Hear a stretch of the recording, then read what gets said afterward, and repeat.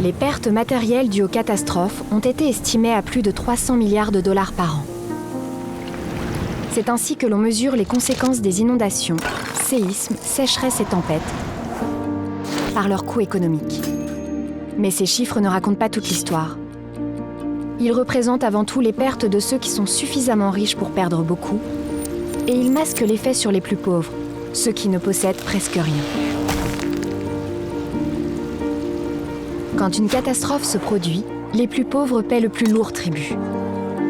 Ils vivent 2 fois plus souvent dans des logements fragiles et travaillent dans les secteurs les plus exposés, comme l'agriculture.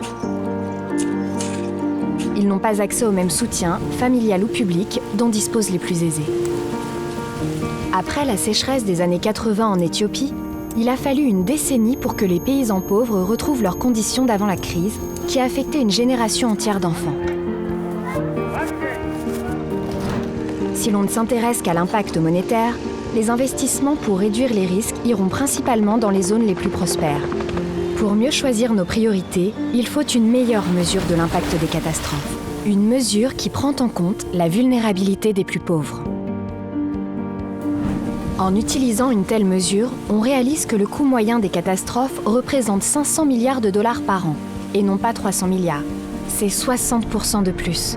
Le tableau est donc bien plus sombre. Mais une meilleure mesure met aussi en lumière des opportunités nouvelles. On peut réduire le risque avec des digues, des bâtiments renforcés, des plans d'urbanisme ou en protégeant notre environnement et nos forêts. Ces actions sont plus efficaces quand elles protègent les plus pauvres. Et parce que toutes les catastrophes ne peuvent être évitées, les gouvernements doivent aider les populations à se remettre des désastres, avec des systèmes d'alerte qui sauvent des vies, des services financiers qui aident à reconstruire, des programmes sociaux qui protègent les plus vulnérables. Il est essentiel que chaque individu devienne plus résilient face aux catastrophes. C'est aussi un bon investissement.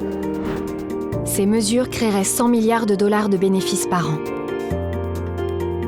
Protéger les plus pauvres et les plus vulnérables, c'est rendre nos sociétés plus fortes et donc nous protéger tous.